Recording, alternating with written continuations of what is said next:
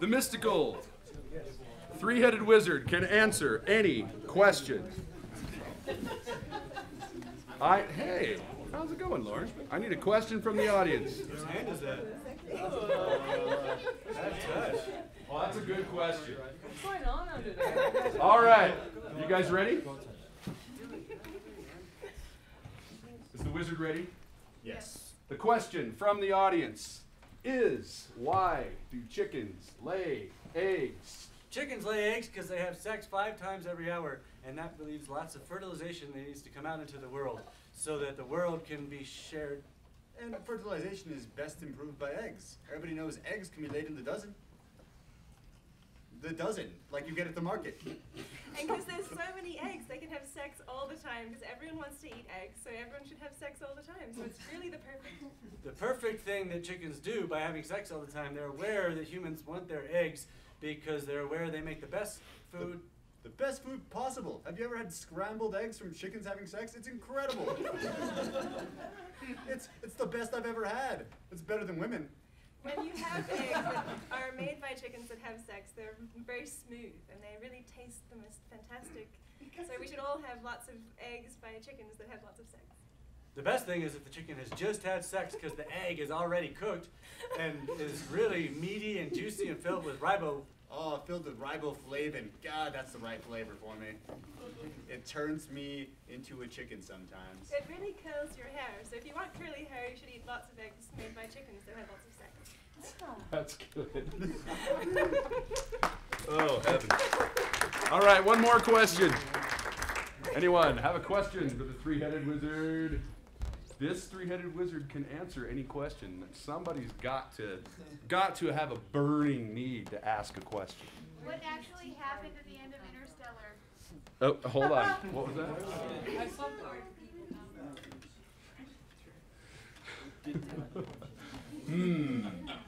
We have a choice. We want to know where the Tea Party people come from. We also want to know what really happened at the end of Interstellar. Are you going to combine them? Well, as we all know, at the end of Interstellar, the Tea Party came out. They came out that they're actually liberals, very strong liberals, who have pressing things to know about the universe. The universe at large. They came out that they are liberals and fabulously, lovelily homosexual, because everyone in the Tea Party likes to have homosex. The fact is that Matt McConaughey is hot, so who cares? Matt McConaughey loves his tea, and he loves to party. We all know that's true, and we all know it's a fabulous tea party time. Matt McConaughey may be hot, but the Tea Party is right. Anne Hathaway sucks. And so we've re-edited the film so that she dies at the first wave, and then she can't win anything. But it doesn't matter if you're a homosexual or straight, because still, Matt McConaughey is hot, and he can rule the Tea Party. We should just reinvent the Tea Party and just... We should kill Matt McConaughey and... We are electing Matt McConaughey as the leader of the Tea Party, because he will make us all very, very happy, and Interstellar. He is the head of the gay liberal Tea Party, and Anne Hathaway is now dead forever. Not one happens to see her again. And the fact is that even aliens are attracted to Matt McConaughey, so if we elect him as the head of the Tea Party, everyone's going to win. All right. Now I know who buys all those tickets to Matthew McConaughey movies. Looks like Sylvan's up next. This is a native tale called My Name Story. Ah, there he is. Sylvan LaPaul. You want a mic? You want this mic? Well, you can't have it. Here. Well, it's not really a native story, but I'm just reading what it said. It says so be right native. I guess here, it man. makes it native. I'll never put that again, sorry. I can pass it to Simone. But I was going to tell a Thanksgiving story, but there are always everyone that dies. It looks like me, so I think it's a more uplifting story this time. So I guess one story, I want to make a more positive story. What's a name? We all have our names. Some people have long names, short names, some people have nicknames. the name where I come from was told to me through my two parents. So things don't make sense. My dad has one story, my mother has the other story. But as it always goes when they told me, because I always went to school and they would say, what kind of name is that? It's hard to say, Sylvanus. People are like, oh my gosh, your mother must have wanted to call you that. Like, no, not really. So I asked my mother, why did you name me Sylvanus?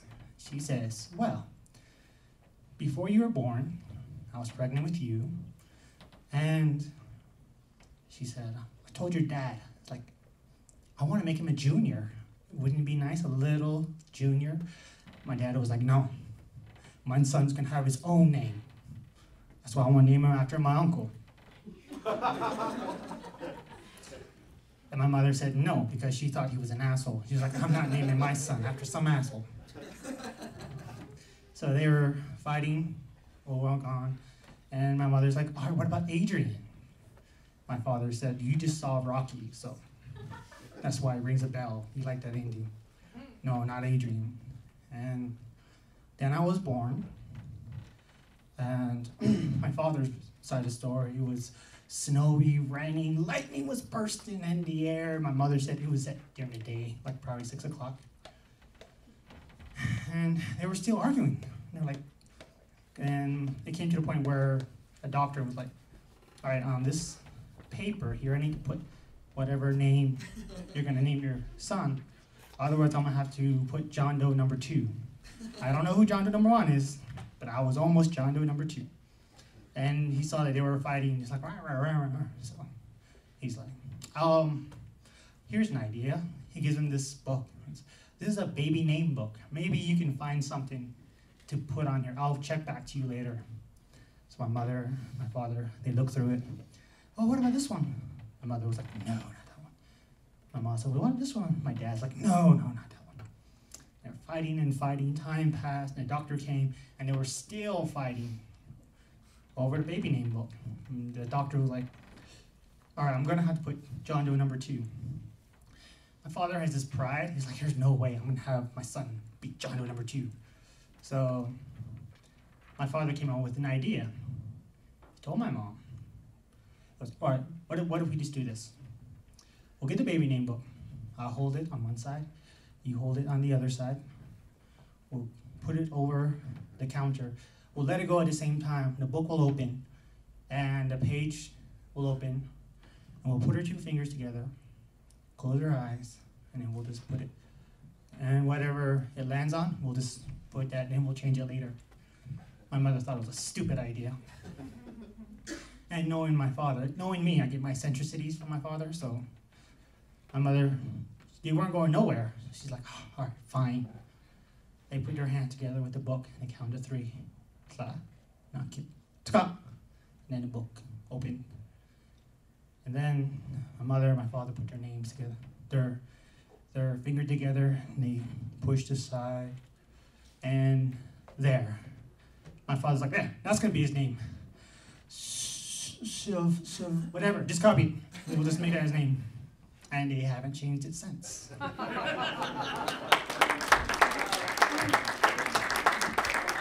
Thank you, Sylvan. Chatting with God, number 32. I'm supposed to remind the audience that the actors have never seen this script. Possibly even the author of the script has never seen this script. Up until now, it's very unprofessional, but that's how we do it. All hail the Dark Lord Cthulhu! He's a rainbow.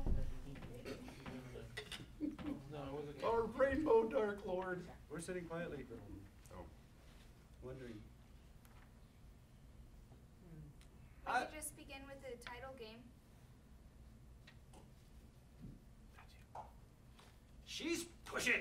I like it. It's all right. Okay, I got one. Wasting talent. A true-to-life tiny tale. Halfway to sane. I hate you guys and I'm cool. Napping with Brando. You never nap with no fucking Brando. No, but it would be cool. Too meaty. Okay, enough. Welcome to Chatting with God, the 32nd edition of the adventures of these human heaps of emotional shit. And this time they have a lovely woman with them. And this one is called Not Even Close to Halfway Sane, Bitches. Now here, check them out with all their unfettered nonsense. I mean, this one, the chapter, not the woman. She is called Miss Svetlana Siggy Sassforth Randy Diamanda. That's the first time I've ever heard my name, but you can just call me Svet for the moment. For the moment. I'll probably get a cooler name soon. Neat. Shut up. Because you know after you commit a heinous crime, what do you want to do? Sleep. Confess. Oh, I know. Change your socks. Y'all don't commit no heinous crimes, now shut up. You don't even know. Yeah, she was in the shit. Yeah, I was in the shit. You look like shit. Shut up. Shut up. Feisty people. Is it this lovely snow? Nimrods.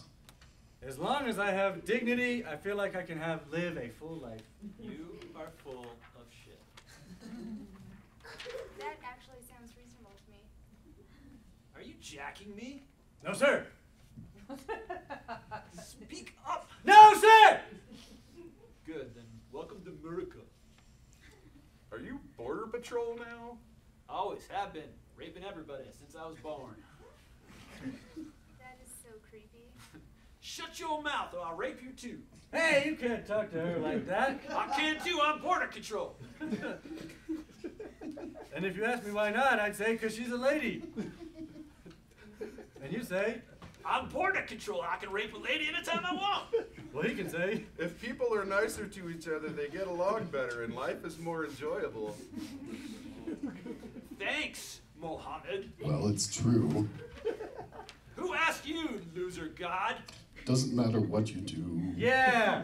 I'll rape you, god. Nor what you want in that regards. This is so far out. You get what I give you. Your dad? Who's he? The man who fathered me, but that's not important right now. What's the roof like? It's a place on top of a building that keeps it all together, but I don't see how that could be important right now. This trip is gonna make LSD feel like aspirin, or like raping Timothy Leary as border guard. That was from a John Wayne movie, Green Beret. It's not exactly what you expect from a John Wayne movie, not the rape part. That dude is a real turnip. He shows up anywhere, anytime, invited or not. Who, John Wayne? No, someone else. Give yourself half a chance. I did that once and I failed. Old fruit. Show them just how tough you are. Some days seem like they have way too many hours, and some days seem like they don't have enough. Man, I'm not sure why I'm in such a decent mood last week, but I get suspicious of my good moods, especially when I'm calm. Oh, I'm more than sure. White's all a where. Where what? Huh? You said where? No, he said where, as in why it's all a where. Is that a true story? True in what sense? It's true, it's a story. Oh, you are so cool. You probably just stole that from a movie. Yep. And with that, we have come to the ending for now. Yay. That was short. Thank fucking God. I didn't have much to say. That doesn't usually stop you. You shut up. Your memory is short, but your pain is long. Your mom is long, but never mind. And we thank you for joining in these amazing adventures of this profound crew. Stay tuned next month at the end of the year for more of their witty platitudes and nonlinear nonsense. Whether you care or not, you will see more because they never go away. The end.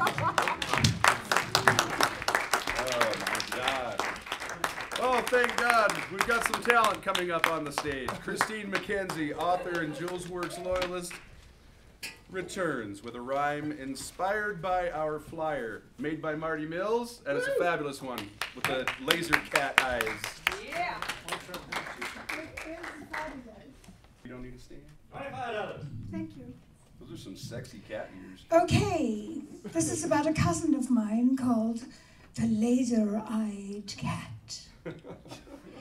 In case you found Puss in Boots to be your top cat, or perhaps thought that the Cat in the Hat is the coolest cat you ever met, think again. 'Cause here comes laser-eyed Puss. He's a tabby himself and not too shabby, all the way from Pyramid Land with his unique Egyptian slant. Guarding ancient temple treasure, a cat valuable beyond measure, with red-hot glowing eyes that slay. Yes, a laser-eyed cat can render any mortal dead. Who may try to steal a pharaoh's crown jewels or loot an entire cave, you'd have to be darn stupid, not brave. This puss can even kill a cobra with its red-hot stare. Only a fool would thus dare to enter a tomb. I heard that once one such foolish mortal tried to enter a burial chamber at night. He met the cat, he died of fright, and was soon embalmed and mummified. So you better stay clear of pyramids and temples too. You have been warned. And let me say this, no real cat was harmed in the making of this program. Thank you, Christine McKenzie. All right, and now, another installment of Democracy Later. Oh, from Pacifica, this is Democracy Later. I'm Amy Rudman with my co-host Juan Rubin. Rubin. Joining us is renowned scholar, philosopher, and political dissident writer, Dr. Cornel West with us. Also here are sexy comedian, lefty revolutionary activist Russell Brand. Cheers. Pleasure to have you here, Russell. And we also have self-described king of cable news, Bill O'Reilly, and unapologetic leggy conservative fox, and Coulter. This month's topic is the different views of Thanksgiving from our notorious guests. But first, the news. The 6 corporations who own the mainstream media, Viacom, GE, Disney, Time Warner, etc., did not air Obama's speech on immigration reform, saying it's not their job to inform people, but to misinform them, or to entertain them, in other words. Obama wants to grant amnesty for 5 million illegal immigrants, prompting Tea Party's Ted Cruz to quote Cicero and predict the fall of the U.S. empire, even though he's never read Cicero. The only book he's ever read is Atlas Shrugged by Ayn Rand. Arizona school boards have approved a law that prohibits birth control to be taught in science classes, saying that it's better to prevent pregnancies, having sex, and reading the Bible at the same time. Well, that was the news. Now on with the show. We'll start with Miss Ann Coulter here. In the past, Miss Coulter, you have had your mouth wire shut.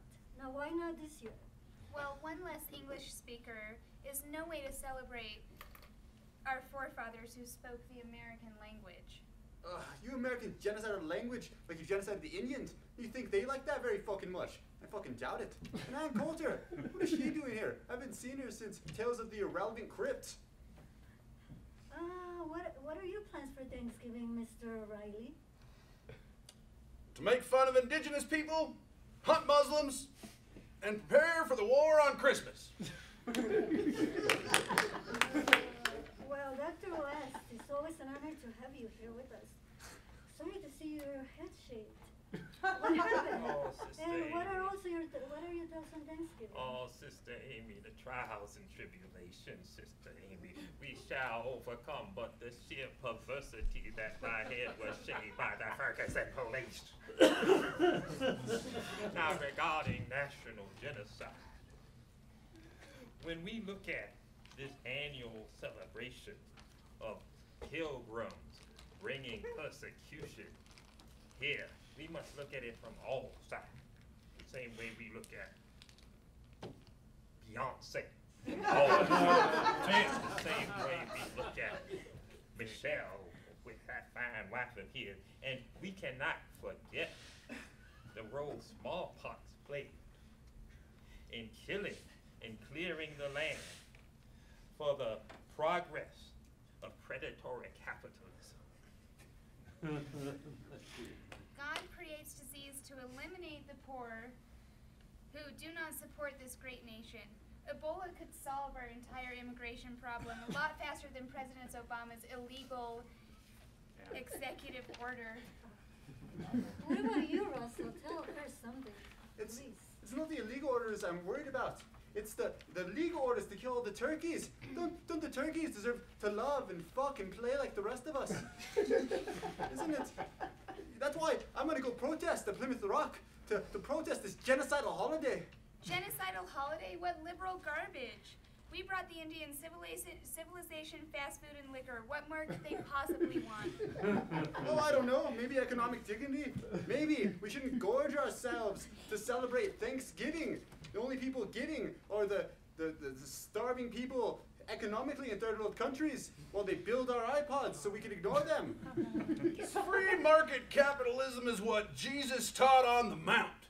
Teach a man to fish, and pretty soon we may have killed all the fish, but they get in the way of the oil drilling anyway. I'm looking forward to when McDonald's starts serving whale. Pinches, gringos, gorros. Mammal cannibalism, maybe. Did you hear that? No compassion for the intellectual validity and the economic significance of whales. And Ann Coulter. I mean, it's...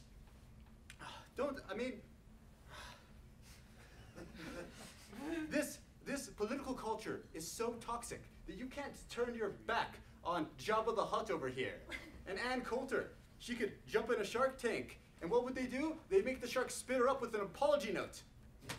Oh, Sister Amy, to go on what my brother Russell Brand is saying, the U.S. consumes 23% of the global resources, yet make up only 4% of the world population. We are a Leviathan, eating the essence of all humanity. I knew there was a reason you Yanks were so obese. I thought it was because your ancestor did all the Indians. Like Bill O'Reilly here. Looks like he had a few choir boys himself. And Ann Coulter, where the fuck is she from? Look how thin she is. Must be a fucking alien. I may be an alien, but I'm not illegal. I am a gray. And we have taken over your world with Fox News. You will all soon be slaves to the avaricious minds of my home planet. Fucking knew it. Extraterrestrial lunatica, regresa a tu planeta. Gringa, wait. Okay, all right. Please, let's stay on topic. Do go Oh, on that Amy, I'm having a serious drone attack just listening to all this. We have a market-driven society so obsessed with power and privilege, a prison industrial complex devoting to using the poor and underprivileged for economic slavery. To say that this country is a civilized country is delusional at best. Dr. West, blacks need to stop blaming the white man for everything. Negroes, blacks, need to take responsibility for their condition and behave more like Bill Cosby. That's tomorrow's topic. Those women are all lying, those little sluts. Well, you're the expert in that field, aren't you, Crit Master? Pinche huevona, liar, regresa a tu planeta, slut. Well, that's all the time we have for today, but... Sister Amy, let me just add, there's a reason that plantation and nation rhyme.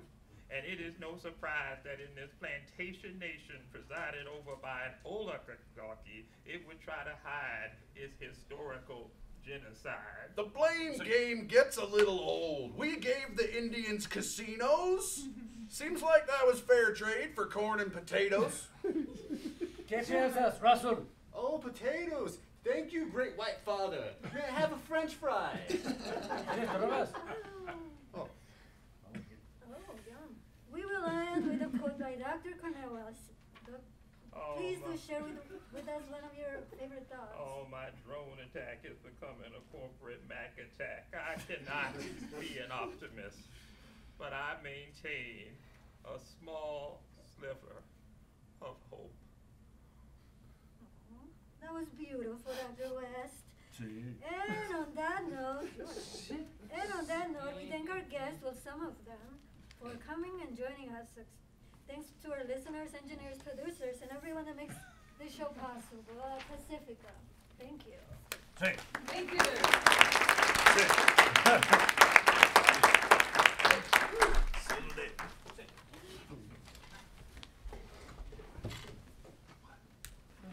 Well, I'm going to sing a song. This song. Okay. You want a mic? No. This song I've played for many grandmothers, usually between the ages of 70 and 80, and they all know this song from their childhood. And you probably recognize it. Let's see. Let's see. It's this beautiful song called By the Beautiful Sea. By the sea, by the sea, by the beautiful sea, right? And so I was, it's one of those really romantic American songs that is so sweet it kind of makes you a little sick or something. But then I learned the verses, the pre-choruses, and it totally changed the perspective on this song. So here it goes.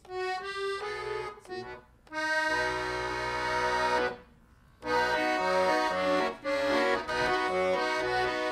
Joe and Jane were always together, said Joe to Jane, I love summer weather, so let's go to that beautiful sea. I follow along, it's you for me, every Sunday. There's a, oh, fuck.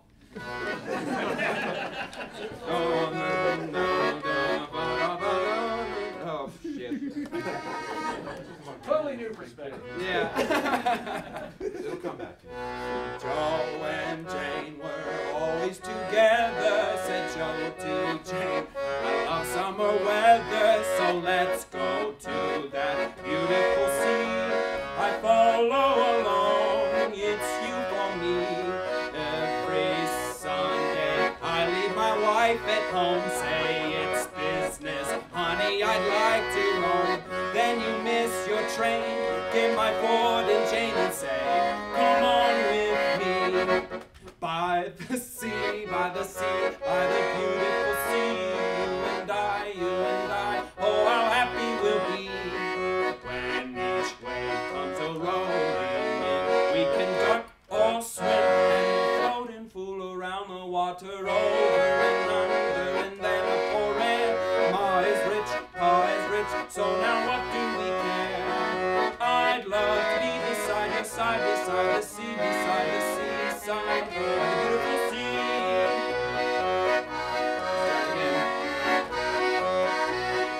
I am quite a sport on a Sunday, though I eat at Child's on a Monday. Then Jane would lose her millionaire air and go to work, more selling hair. Every Sunday he leaves his wife at home, says it's business, honey, I've got to roam. Then you miss your train, get your Ford and Jane and say, come on with me. By the sea, by the sea, by the beautiful sea, you and I, oh how happy we'll be.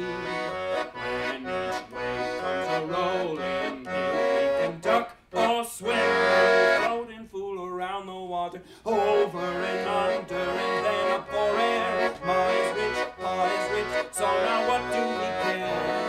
I'd love to be beside your side, beside the sea, beside the seaside, by the beautiful sea.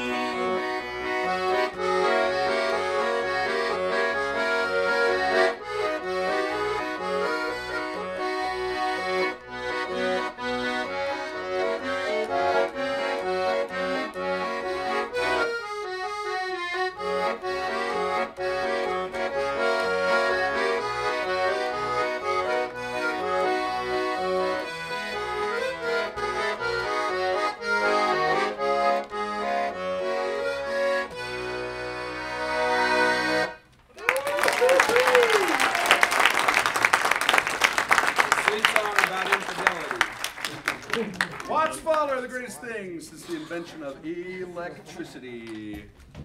All right. Are we doing this? What? Yeah? We're not pressed for time? Heck no. Are we pressed for the audience's attention? All right, because I said so, Sibley, Jules, and me apparently. First, because you're in the middle. All right. We need a question. Remember this game? Who, what, why, where, how? This is because I said so. So we need a question from you that then we ask. So someone has a question? Or anything? They've all fallen asleep. Don't all have an embolism at once. No one cares about anything? Nothing you want to know? Okay, so you have answers to everything. Wait, what was that? What causes embolisms in giraffes? Oh, okay. What is an embolism? What causes embolisms in giraffes? Preface it, it's sort of like a hemorrhage, but more entertaining. Giraffes often experience embolisms when they're asked to perform to a greater extent than they are used to. Why? Well, normally giraffes are just eating leaves off of trees because their necks are very tall. But sometimes they're roped into performing for the P.T. Barnum Circus. Why? Because Darwin was a pervert, and he insisted that every night when he wanted to write, he had to have a giraffe dance for him naked. Why? Well, because he was a pervert, as stated already. And a specific kind of pervert, which we don't really have a name for, but possibly, involving giraffes.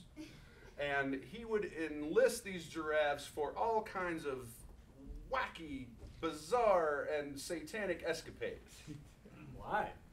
Well, if you were Darwin, wouldn't you enlist giraffes for satanic escapades? I mean, that kind of power, that many giraffes in your backyard, that kind of imagination, that kind of perversion would require giraffes to perform some kind of feat that would involve monkeys and some other shit. Why? Well, obviously, that's why giraffes have embolisms.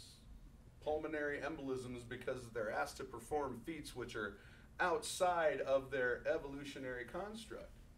Why? Because I fucking said so, Intelligent Design. Oh. A question from the audience. Why does John Boehner cry? What makes John Boehner cry? Why? Why? Oh. Why does John Boehner cry? Because he's orange. Yeah, you're first. Go ahead. John Boehner cries because, like all politicians, he's worried that he will be found out and discovered one day. Why? Because he can't do anything right, and he has a really small penis, so everything he does is to prove it's bigger. Why? Including his name. Oh, why? Are you sure he has a small penis? I mean, his name's Boner. That's why they gave him that. Was he not possibly for a microscopic boner? Why?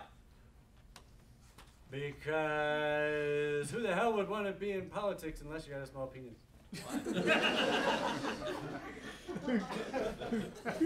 Or none.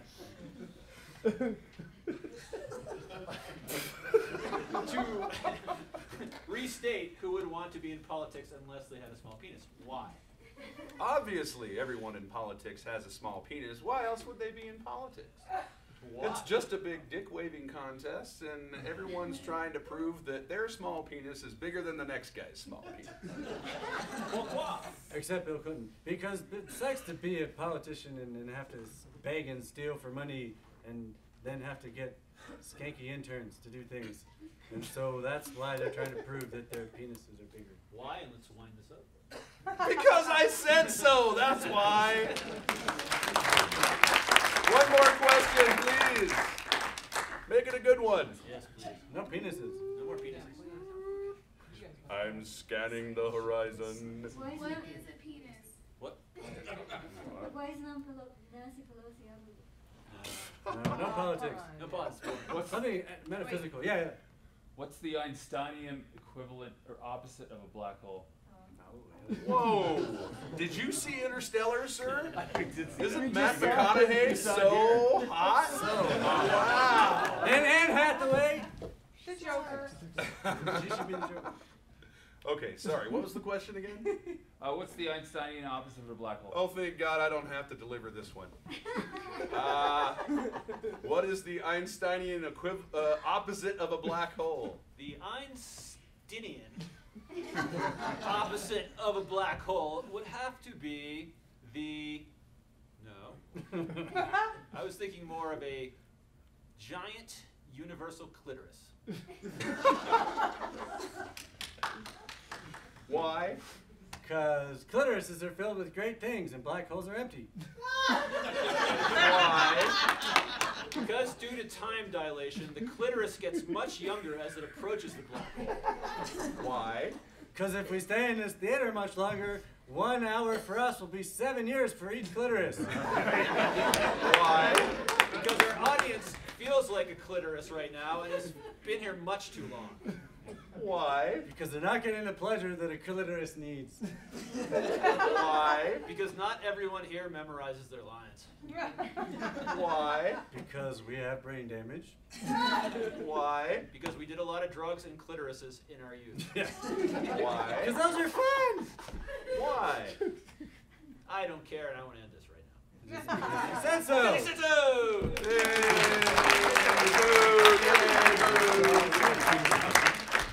Daryl Wellington is going to, this is going to be a story? Not really. No? It's a poem, and it's very A short. poem. It's very short. A Very flash poem. The Bum's Lament.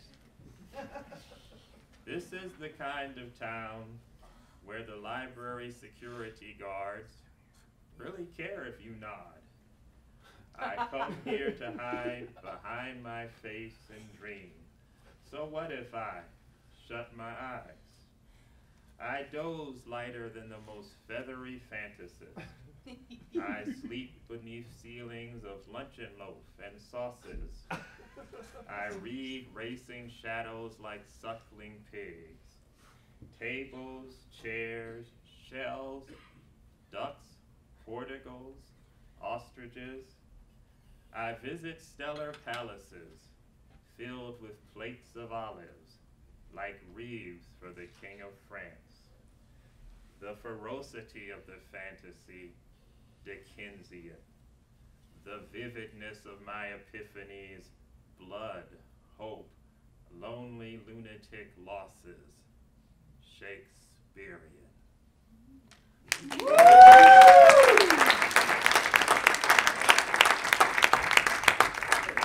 Tom Sibley!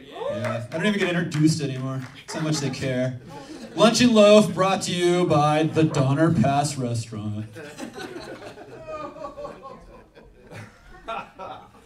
The U.S. should just bomb the Middle East with its obese children.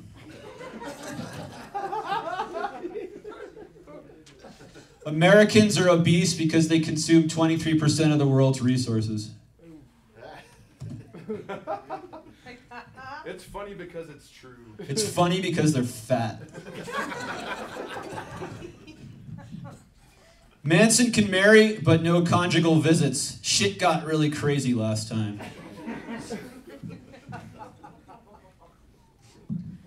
Liquid helium is probably the coolest thing you'll ever see.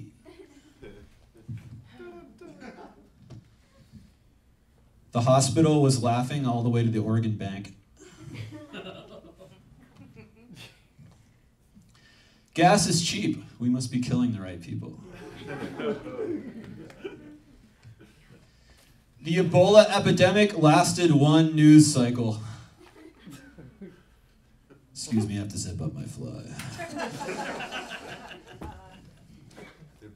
Americans are so stupid, they elected Jeb Bush for 3 terms. That's the future. Hasn't happened yet. Came out this week that Bill Cosby molested Fat Albert.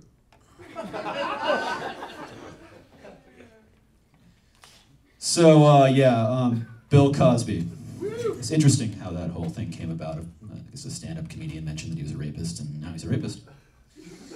So, watch out for stand-up comedians if you're rapists. I just made that up right now. Yay. Oh, yeah. Oh, yeah. Oh, yeah. Dick Cheney did a porno before he fucked the world. This pile of cocaine isn't going to snort itself. JFK. No, but seriously, speaking of Bill Cosby, he is going to be teaching rape prevention to prison guards now, which seems like the right thing to do. Because there's a lot of rape by prison guards lately. I don't know if you've watched the news, probably not, but prison guards like to rape people, and that's why we hire them as prison guards, because they keep people in control. But anyway, that was a little aside. Drugs kill unless they're used for lethal injection.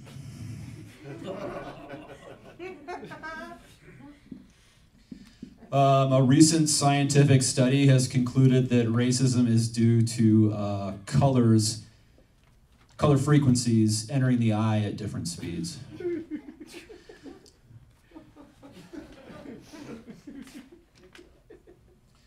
When did Tourette's become all the rage?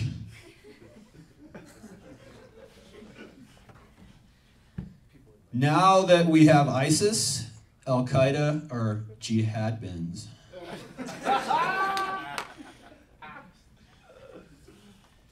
The irony is, of course, that beheading is a lot more humane than lethal injection, which takes like 42 minutes.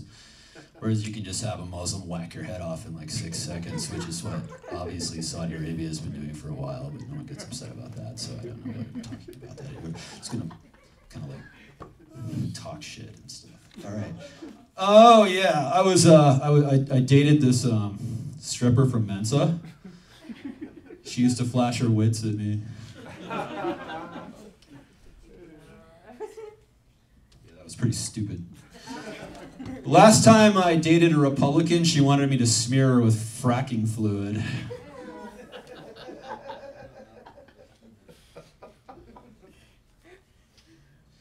Virgin Galactic is now offering permanent weightlessness. And lifelessness, yes indeed. Premarital sex is now condoned by the right wing as long as it's non-consensual. Some people criticize Tourette's, but I swear by it. Vote or you have no excuse to complain that the system's broken.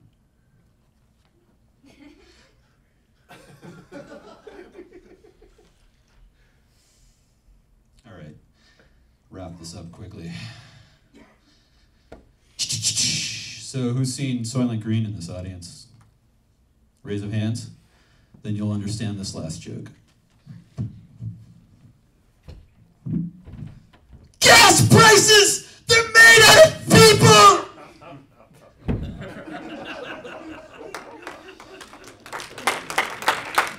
But it's not over yet!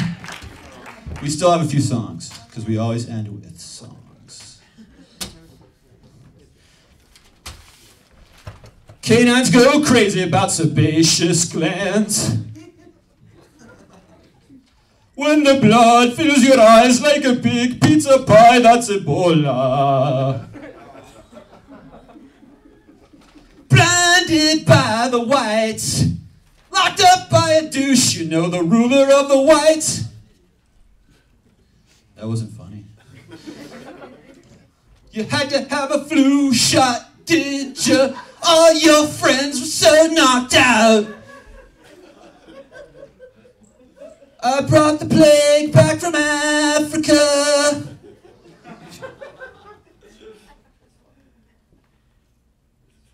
Public Sorry, that was not a song. I got the flame, you got the books. Let's act like we're Nazis. Thank you very much. Good night. Won't you please give to the Tourette Society of America and help cure people like Tom Sibley? It says... 10 more hours. Raffle first. Marty went to the Mystery restroom. later. Yeah. Okay. Oh, the mystery is skipped, so it'll be raffle and then hitch. Okay. Are we raffling the hat or what's in the No, hat? that's holding the prizes. There's just a few prizes. Ooh, very well. Wait, when are you All right. Anyone interested in winning a fabulous raffle prize from Julesworks Follies? I'm going to read the last 3 numbers on the ticket. If yours matches, you get a prize. What happened to Marty? She'll be here. Hopefully. Yeah. 3, 9. Oh, In the bathroom. I should tell you what the prize is. Shouldn't I? Aha, as promised. A CD of Greg Turner Plays the Hits. Dun, dun, dun. 2, raffle ticket number 390. Hey, there you go. Woo! And my, what's this? Oh man, I loved this book, and not just because I love Trent Zelazny. It is Destination Unknown. It's got a lot of 80s references in it. That's probably why I liked it. To raffle number 385. 385. No? They left? They're in the bathroom? They're getting loaded? They're asleep. Okay. 384 then. No? As it happens, Trent Zelazny is up in the booth running tech for us today, and he would probably be happy to inscribe this for you. Oh, he already did! Awesome. 374. 374. No? All right. Just keep going all I'm just going to keep this one because mine's not signed. 371. Where did everybody go? Did the rapture happen? Steven, what happened? Rich people have short attention spans. 389. Rich.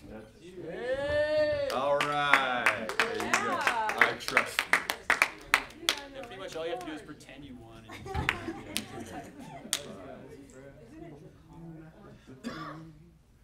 What in the heck is this? Jules, is this both-sided? No, well, not, if they get the popcorn, they can't get the book. Shut up, Jules. Yeah. So they might want to get the popcorn instead? Or they could get both. If they get the book at the same time, they get popcorn. What American won't you? This prize is not just a double whammy, but a triple whammy, because I have another Greg Turner CD I'm going to throw in with it. It says, on the front, free popcorn, a coupon from the fabulous Jean Cocteau Cinema. Woo! But on the back it says redeem for a copy of a novella. Chelsea and Clarence. Chelsea and Clarence. Yeah, I can't read your handwriting, man. Chelsea and Clarence by, you didn't publish the book in your handwriting, did you? No. Okay. By Stephen Jules Rubin. Is it out yet? No, that's why they need that. Oh, that's why you gotta hold, this it could be valuable someday. If he dies in a horrible accident, Which will happen. or if we kill him when nobody's looking. Either one. Which are Yeah. the same. Okay. Number 370. Ho-ho! Hey! All right. Yeah. Lucky 370. Is this like Ellen? No, he's related. Don't kill him. Yeah. What? That's Marty Mills, do you have anything you would like to say about our fine, one-of-a-kind item that we are raffling off at this time?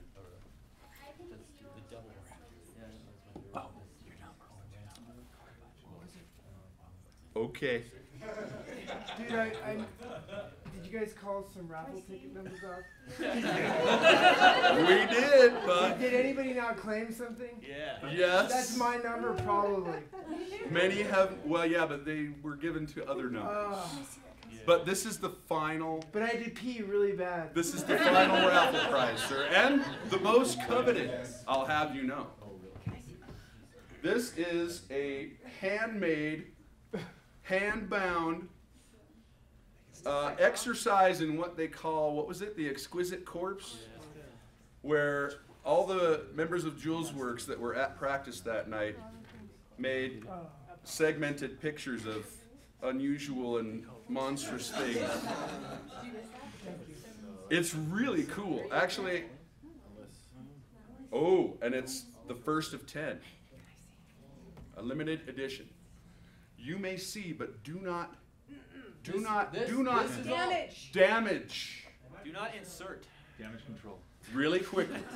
That's Just real quick. Be that's very, Steven's very artwork nice on to the it. cover. On the back too. Yeah, both sides are Steven's artwork.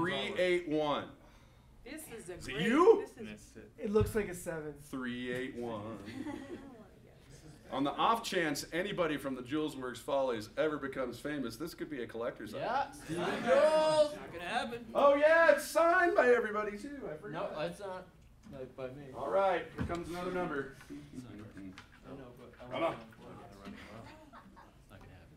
Well, I don't want to be as silly as 383. Woo! Nepotism! Nepotism! Nepotism! What, is he my uncle? No, he's Jules' uncle. No problem. Oh, that's true. Uncle Dick. Oh. I assume we're not raffling off this fine hat. No. Why not? Because they use it every single month. Okay, are we hit you next? Yes. Intro. Another installment in the never-ending radio drama, The Hitchhiker's Guide to the Galaxy, as originally presented by the British Broadcasting Company.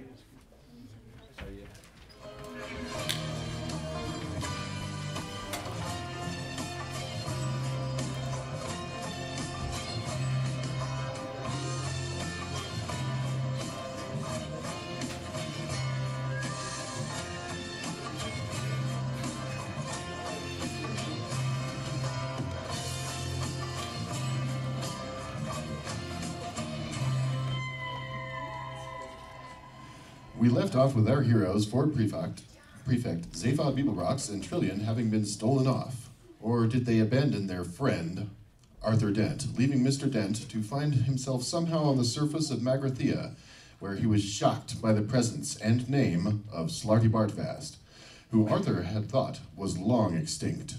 Rather, Slarty Bartfast revealed he had been in a very long slumber and also divulged his past as an award-winning planet builder. We left them in Slarty Bartfast's office, having a discussion both expository and philosophical, including, as ever, alluding to what might be the meaning of life, why, and many other such questions. There are, of course, plenty of problems connected with the meaning of life. Some of which are the most popular are, why are people born? Why do they die? And why do we spend so much of our innovating time on social networks?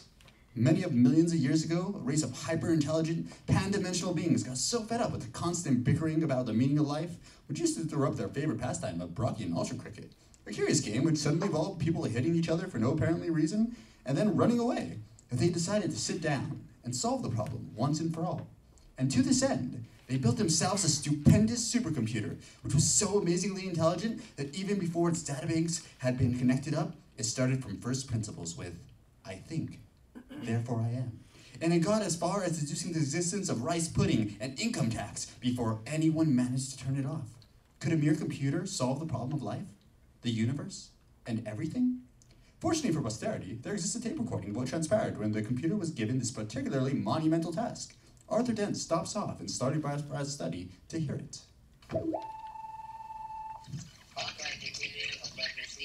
What is this great task for which I, Deep Thought, the second greatest computer in the Second universe greatest? of time and Second space, greatest? have Wait a been minute! called into existence?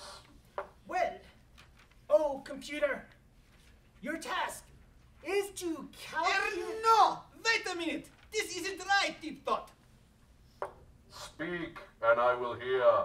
Are you not, as we designed you to be, the greatest, most powerful computer in all of creation? I described myself as the second greatest. Yes, Deep yes, Thought, yes, yes. and such Yes, but... I am. But, this is preposterous. Are you not a greater computer than the myriad gargantuan brain at Maximmegalon, which can count all the atoms near to a millisecond? The Milliard Gargantua brain, a mere abacus. Speak of it not. And aren't you not more fiend disputed than the great hyperbolic nemergonic of the Wrangler?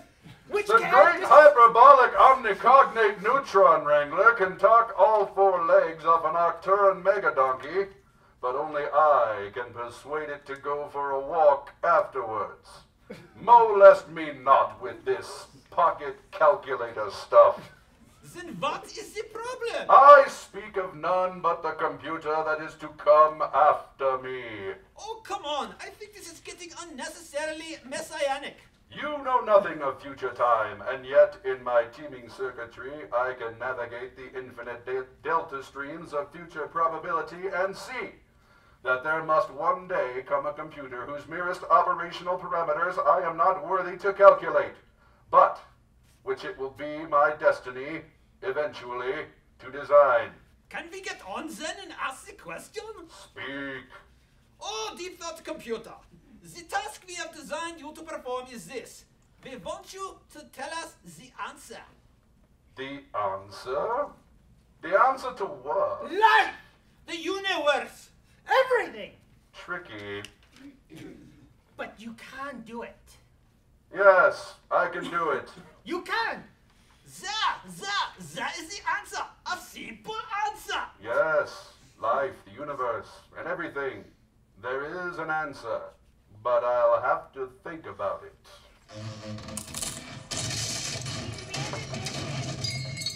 We demand admission. What? Hey. We demand that you cannot keep us out. Come on, you can't keep us out. Who are you? What do you want? We're busy. I am Magic Thighs. And I demand that I am Broomfondle. It's all right, you don't need to demand that. Oh, sorry. I mean, I am Broomfondle. And that is not a demand, that is a solid fact. And what we demand is solid facts. No, we don't. That's precisely what we don't demand. Oh. Well, I think I have a different thing than you. That's why. You guys are different. We don't demand solid facts. What we demand is a total absence of solid facts. I demand that I may or may not be Broomfondle. Who are you, anyway? We are philosophers. But we may not be. Yes, we are. Sorry. We are quite definitely here as representatives of the amalgamated union of philosophers, sages, luminaries, and other professional thinking persons. Mm-hmm. And we want this machine off, and we want it off now. What is all this? We demand that you get rid of it. What's the problem? I'll tell you what the problem is, mate. Demarcation. That's the bloody problem. We demand that demarcation may or may not be the bloody problem. You just let the machines get on with the adding up, and we'll take care of the eternal verities. Thank you very much. Yeah. By law, the quest for the ultimate truth is quite clearly the unalienable prerogative of your working thinkers. That's right. I mean, what's the use of us sitting up all night saying there may, Or may not be. or may not be, a God if this machine comes along the next morning and gives you his bleeding telephone number? We demand rigidly defined areas of doubt and uncertainty. Might I make an observation at this point? You keep out of this, metal nose! We demand that that machine not have anything to do with this. If I might make an observation. We'll go on strike! That's right, you'll have a national philosopher's strike on your hands. Who, besides St. John's College, will that inconvenience?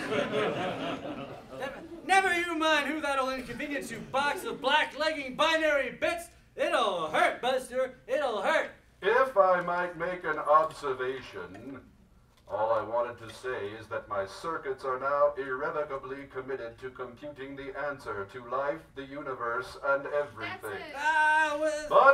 But the program will take me 7.5 million years to run.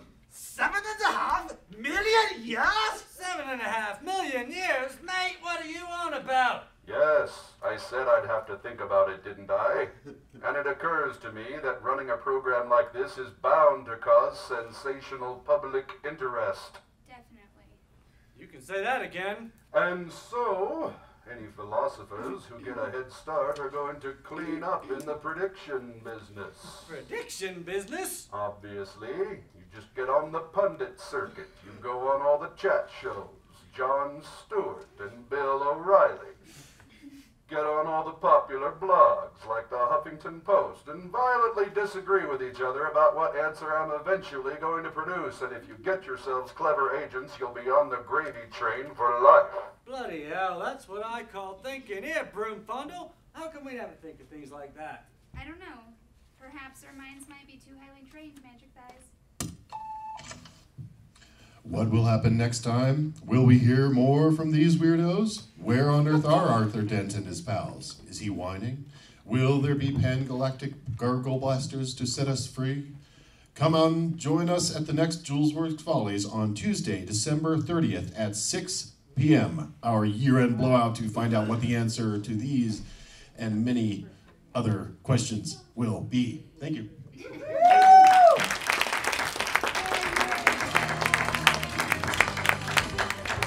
Greg Turner is going to play us out with one more song. Thanks for all coming out tonight. I was sitting down at a corner store. My girlfriend was there by my side. She was in a carnivorous mood, so she ordered a steak. When this guy walks by, and he says, honey, if you're hungry for a piece of meat, they got a special tonight that's a real treat. Oh, I know that I'll never forget the night I lost my baby to the guy at the Bobcat Bite. True story. Bobcat Bite, whoa, Bobcat Bite, whoa, Bobcat Bite, whoa. Well, that was the very first time we met. Remember it well, how can I ever forget? We'd eat sprouts and salad every weekday night, then we'd pig out on the weekend at the Bobcat Bite. It brought us so close together. Sharon ate the chicken with all of its feathers, and I would get so incredibly weak. I was watching her chewing on that chicken's beak at the Bobcat Bite. Whoa, at the Bobcat Bite. Whoa, at the Bobcat Bite. Whoa. All right, everyone, gotta help me out on this. At the Bobcat Bite. Whoa, at the Bobcat Bite. Whoa, at the Bobcat Bite. Whoa. The chorus goes, Bobcat Bite, they kill rabbit. Bobcat Bite, you'll make it a habit. Bobcat Bite, they'll kill anything for you. Bobcat Bite, they'll eat anything they kill.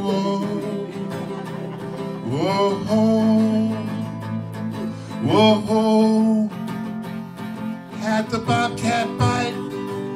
But then the days moved on, and we couldn't talk, you see. She get the chicken, and I get the hawk. And I could tell from our plates that something was wrong. I could feel the distance from that time on was more than palpable. Well, then came the day of that fateful night. A silly quarrel became a terrible fight. She wanted steak, and I wanted salad. I dared to suggest the Zia Diner was valid, not the Bobcat Bite. Whoa, not the Bobcat Bite. Whoa, not the Bobcat Bite. Whoa. All right, let him hear you down the old Las Vegas highway. At the Bobcat Bite. Whoa, at the Bobcat Bite.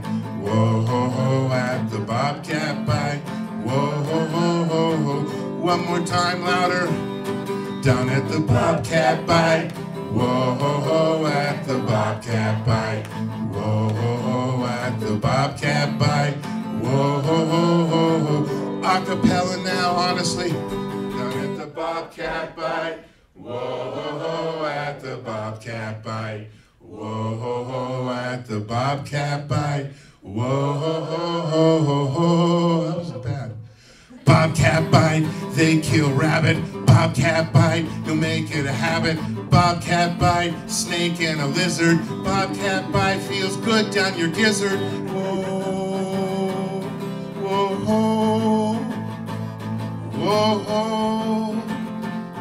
at the Bobcat Bite. Well, ladies and gentlemen, I went down to the Bobcat Bite late last evening, last night, and I played this song for them, but they didn't seem too excited about it, so they threw me out of their place on the pavement across the street, very sad. At the Bobcat Bite, whoa, at the Bobcat Bite, whoa, at the Bobcat Bite, whoa. Thank you. Thanks for coming out tonight. We're still 15 minutes shorter than Interstellar. Thank you for coming. Oh, that was a long movie.